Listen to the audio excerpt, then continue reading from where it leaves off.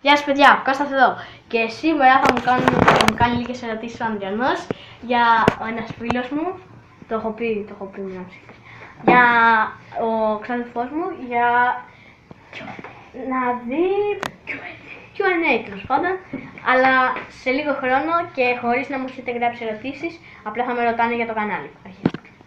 Πώς σκέφτηκες να κάνεις το κανάλι σου? Βασικά το πρωτοσκέφτηκα στις 5 Αυγούστου που ανέβασα το πρώτο βίντεο και δεν ήταν κάτι σημαντικό, απλώς ήθελα να βαριόμουν και έκανα. Και θες να δεις πώς ήταν η αίσθηση του YouTuber? Ναι, κάτι τέτοιο. Ωραία, επόμενη ερώτηση. Ποια ήταν ο πρώτος σου έρωτας? Σιγά μου το πω στην κάμερα. Επόμενη Η ερώτηση. Μαργαρίτα ξέρω ότι ήταν τεράστιος έρωτας βέβαια τελευταία. Και η Μαρία! Οκ. Θα συνεργαστείς ποτέ με φίλους σου? Θα συνεργαστώ με ένα βίντεο, με ένα YouTuber, το λένε Μανές Γιόλο. Το κανάλι του θα υπάρχει στην περιγραφή, αν και όταν δεν μπορείς να αρχίσω τα σχολεία θα το πω να ενώσουμε το κανάλι.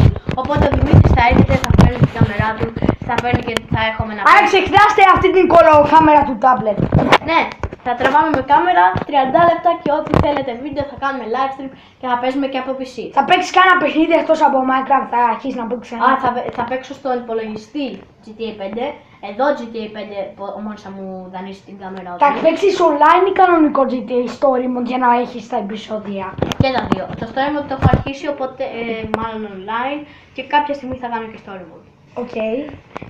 Πιστεύεις ότι θα γίνει τεράστιο το κανάλι σου ή θα μείνεις ένας ηλίθιος που απλώς κάνει κανάλια και δεν τον ακούει κανένας και τώρα μιλάμε όλοι στον αέρα? Μιλάμε σε 18 άτομα.